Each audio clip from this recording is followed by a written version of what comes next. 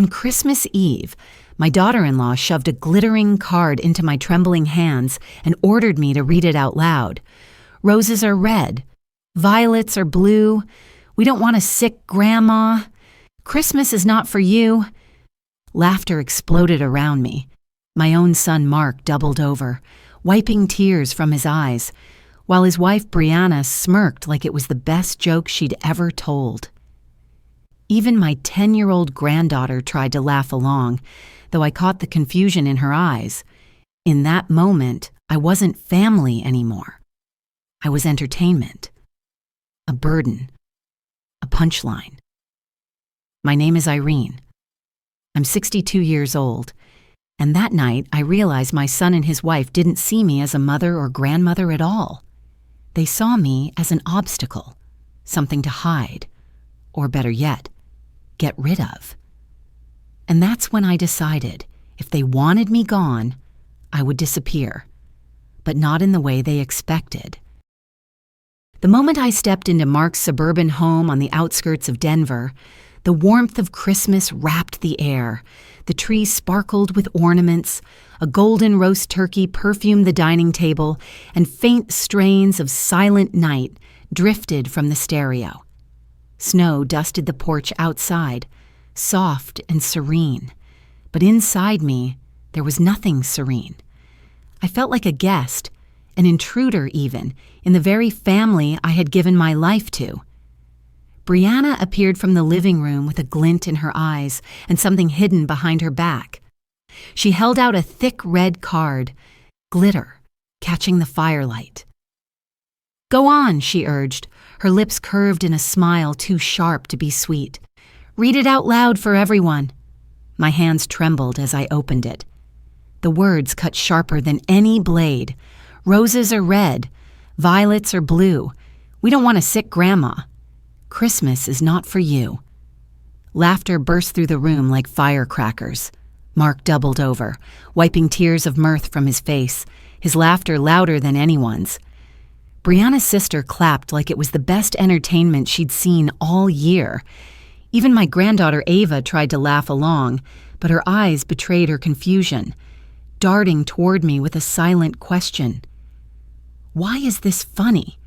I stood frozen, unable to breathe, while glitter slipped from the card and sprinkled across my skirt like cruel confetti. It didn't sparkle, it stung, each speck like a hot ember against my skin. Brianna tapped her manicured red nails against the rim of her wine glass, smirking.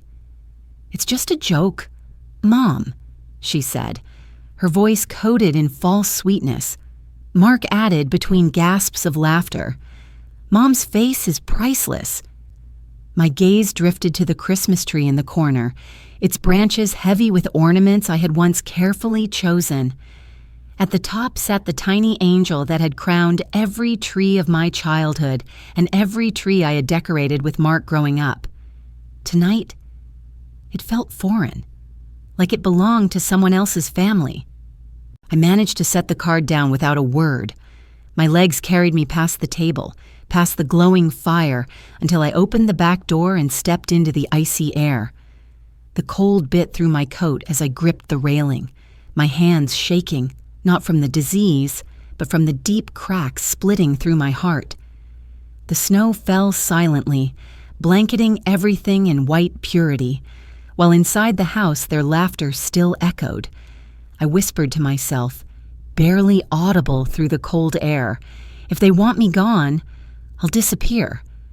But not in the way they think.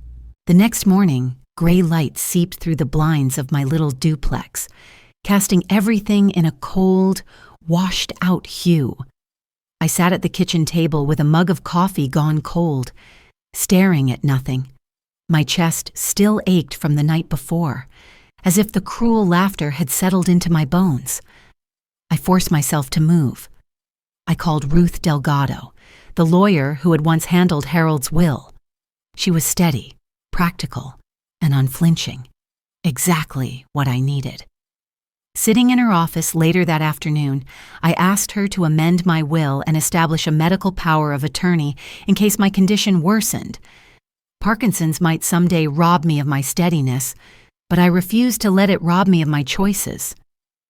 Back at home, I pulled out a pad of paper and began to write. It wasn't easy. I started with fury, words scalding the page like acid. Then I crumpled that draft and tried again. Sadness poured out, then disappointment, then weary resignation. By the 7th draft, I found what I was searching for: calm, factual sentences stripped of blame. I didn't need to accuse them. Truth would speak louder than anger.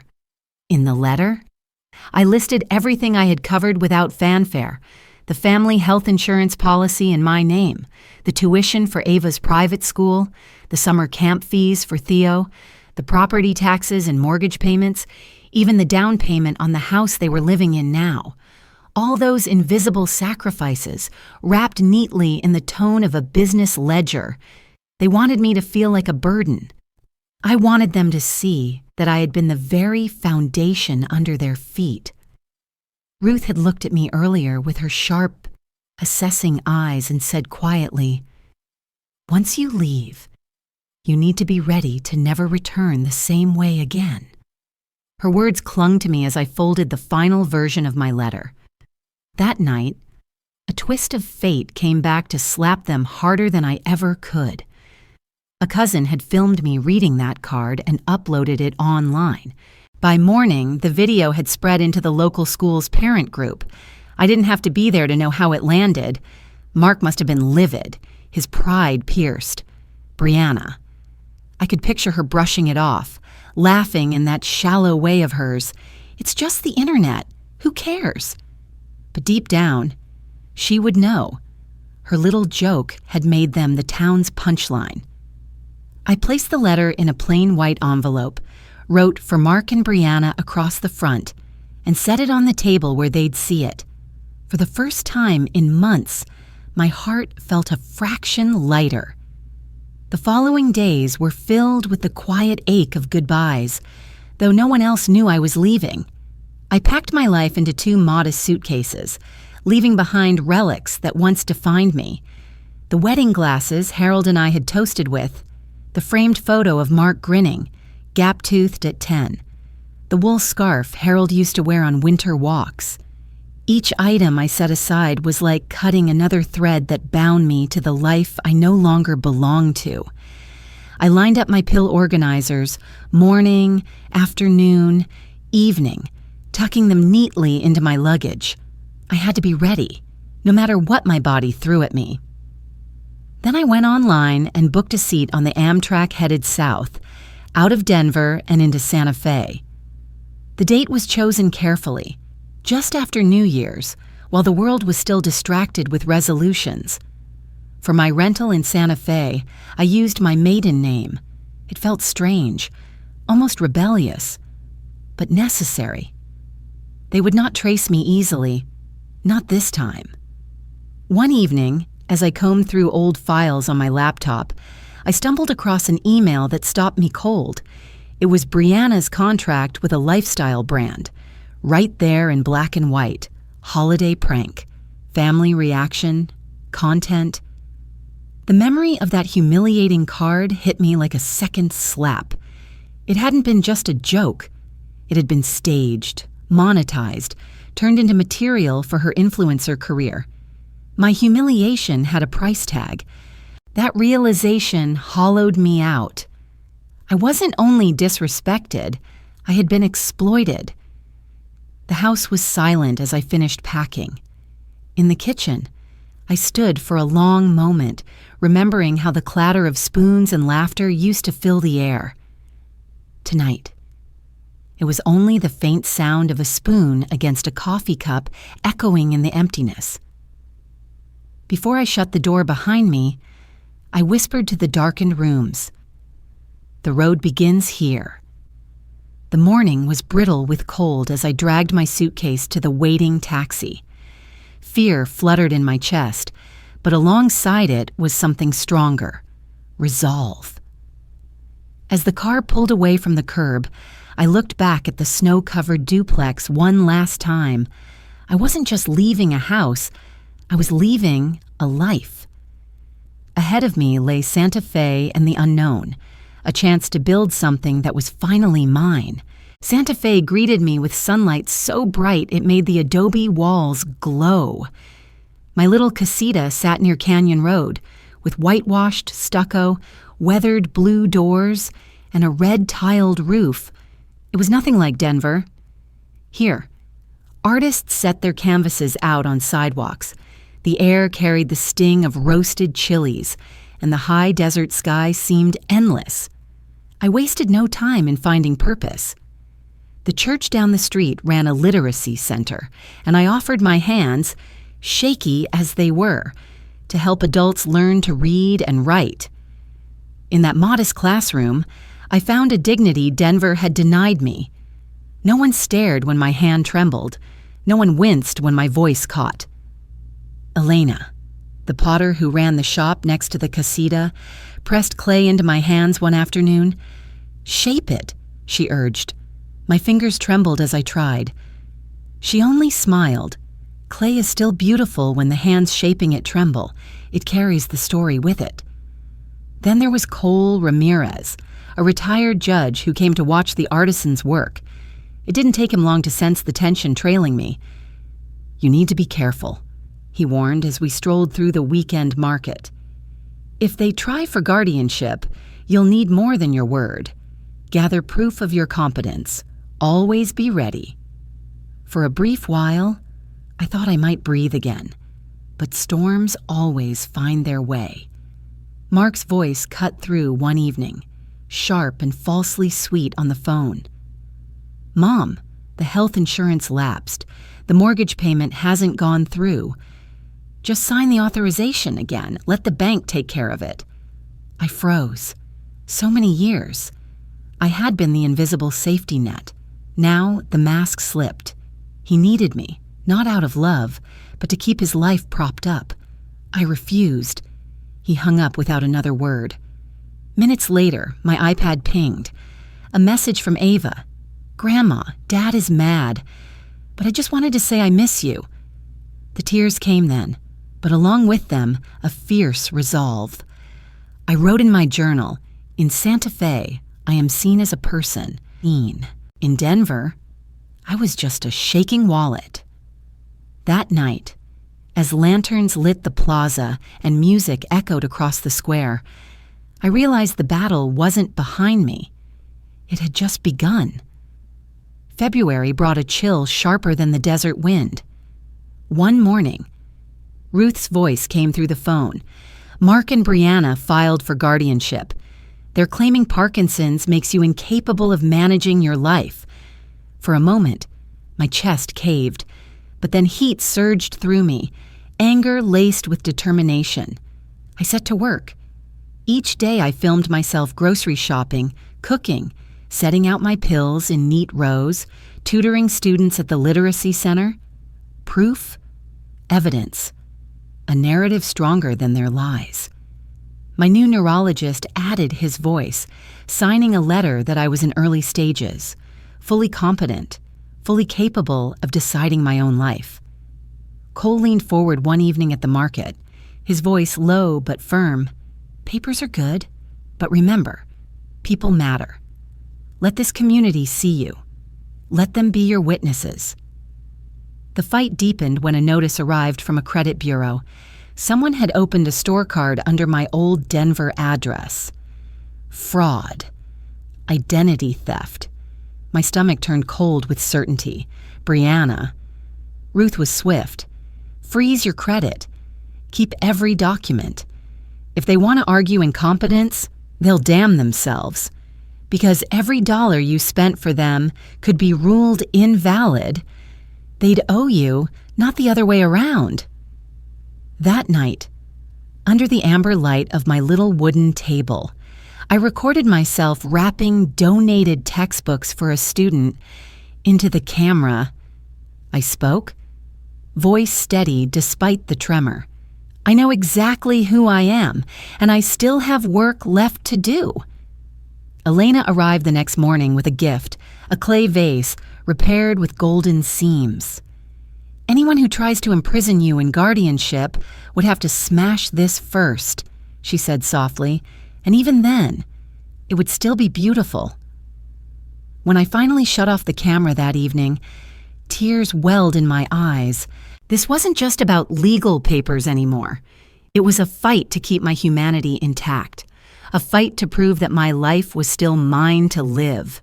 It was a Thursday afternoon, and golden sunlight spilled through the church windows as I guided my group of adult students through their spelling drills.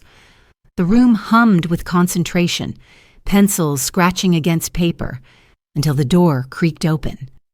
A tall man in a press suit stepped in, his presence snapping the air taut. "I'm Parker Hale," he said, voice steady. "Private investigator. Your family hired me to find you." The class shifted uneasily, all eyes on me. My pulse kicked, but I refused to shrink. I invited him in, then placed my phone on the table. "Call them now," I said, on speaker, in front of everyone. The line rang once before Mark's voice barreled through, sharp and angry. "Mom, what the hell are you doing? Come back to Denver right now." The room held its breath. I tapped my screen, and from the speaker came the unmistakable sound of Brianna's laughter, recorded on Christmas Eve. "Make her read it again. It's gold for the camera." The classroom fell silent. Parker's jaw tightened, his eyes narrowing at the cruelty in her voice. I leaned into the phone.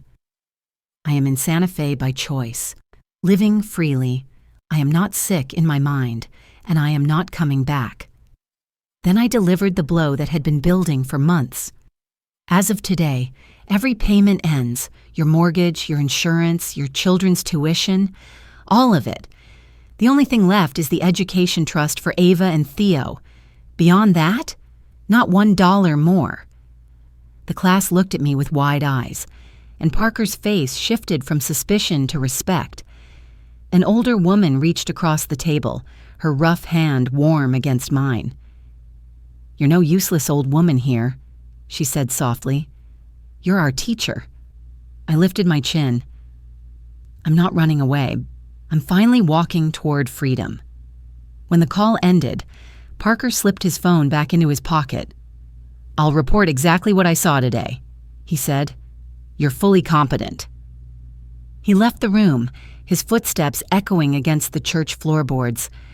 I sat in the sudden quiet, my chest trembling but proud. The storm was far from over, but I had won the first round. Morning light crept across my casita when the phone rang. Ruth's voice carried calm steel. Mark's threatening court.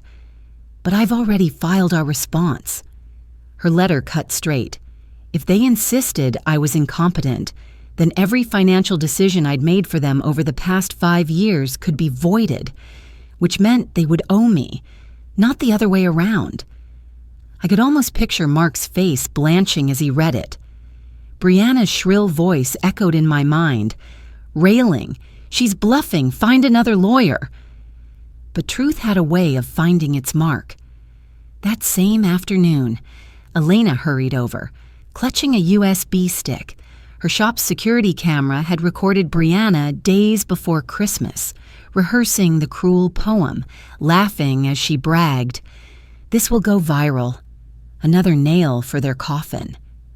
The following week, Parker's report arrived. "She is fully competent. I cannot state otherwise." His words slammed the door shut on their narrative. Furious, Mark withdrew him, but their tactics only grew meaner. They barred Ava and Theo from calling me, then sent a message dripping with guilt. "The kids miss you so much. Are you really going to abandon them?" That night, I sat with the vase Elena had given me. Its cracks were repaired with shimmering veins of gold, kintsugi made visible. I traced the lines with my finger and thought, people can break and still hold beauty. Broken doesn't mean worthless. Cole's words came back to me over coffee the next morning. In court, the truth can be twisted, but living witnesses, neighbors, students, friends, those voices are harder to silence. Keep them close. The church bells tolled across Santa Fe as dusk settled. I leaned against the casita window, heart heavy yet unyielding.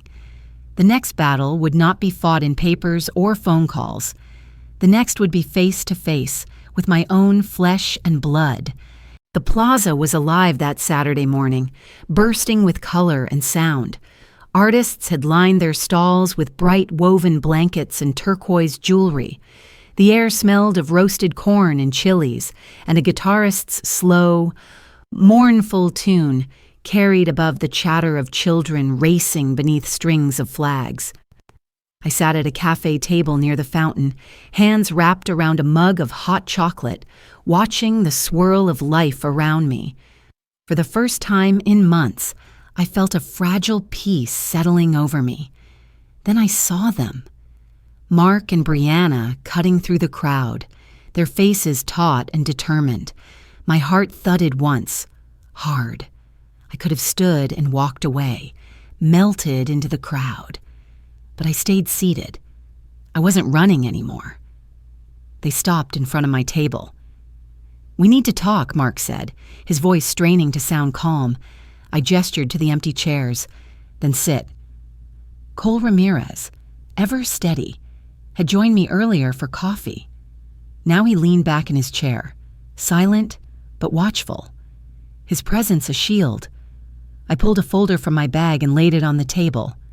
Inside were my medical reports, my competence evaluations, my journals documenting daily routines, paper after paper, evidence stacked like bricks in a wall. "This," I said, sliding the folder toward them, "is the truth. I am living on my own. I am taking my medicine. I am making my choices." Mark tried for gentleness, but his eyes betrayed desperation. "Mom, we were worried. You can't live like this. It isn't safe." I looked him square in the face. "I'm living better than ever." From my pocket, I drew out a key ring.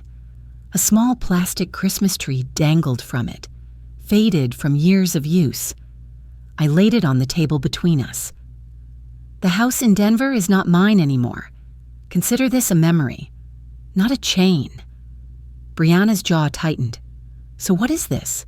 Some performance?" "No," I said evenly. "It's a line in the sand. I am ending all financial support. The mortgage, the insurance, the tuition.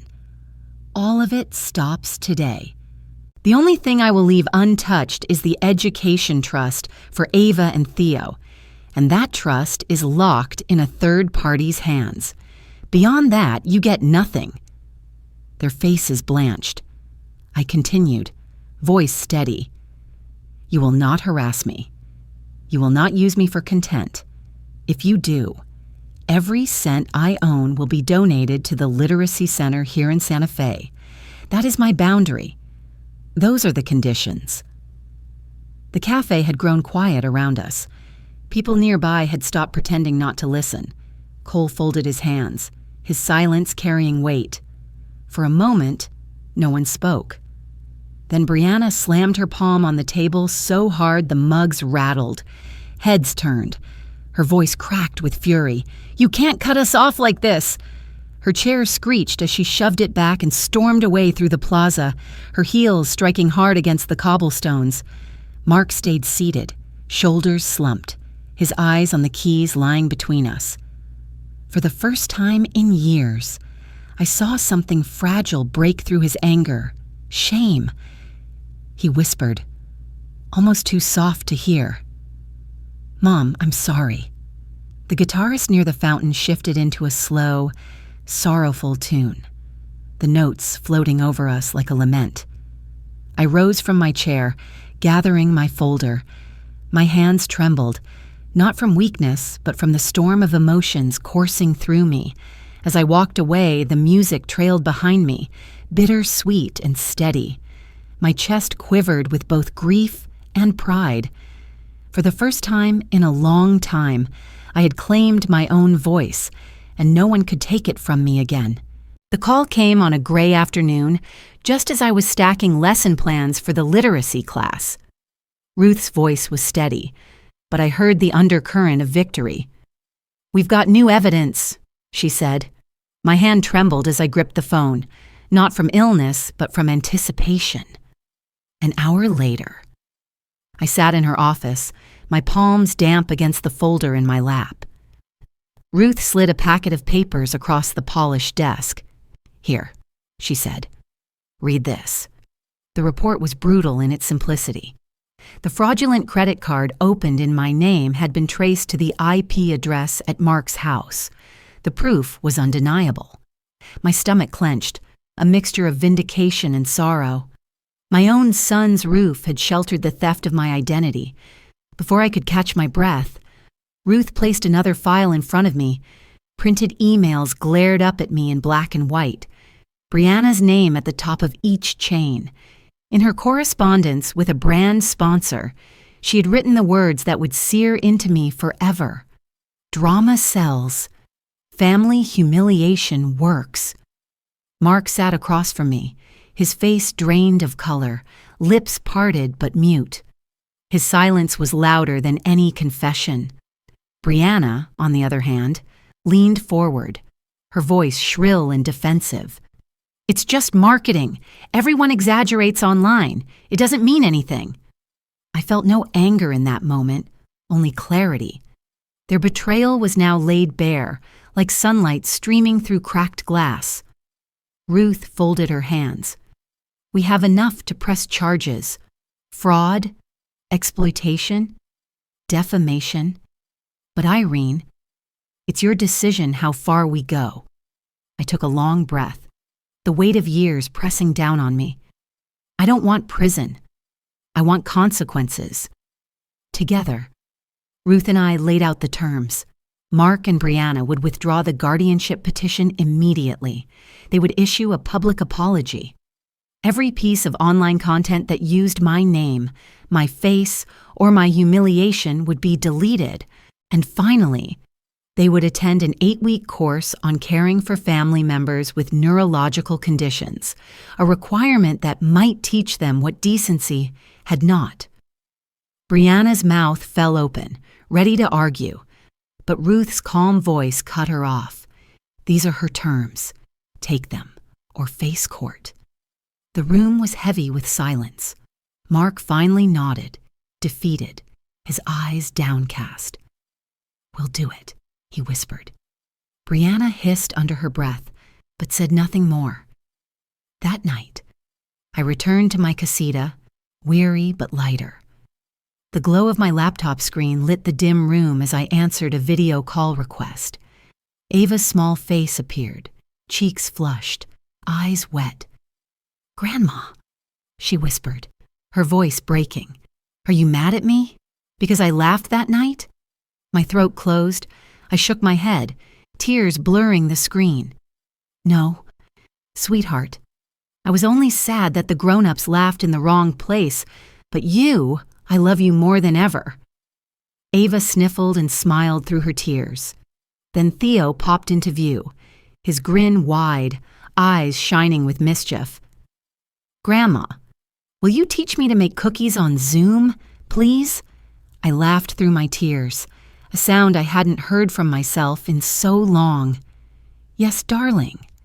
We'll bake together." When the call ended, I closed the laptop gently, holding on to the warmth of their voices. My heart ached for the son I had lost to greed and weakness, but it swelled with the purity I still had in my grandchildren. As the quiet of Santa Fe wrapped around me, I finally felt it. Not victory, not revenge, but release.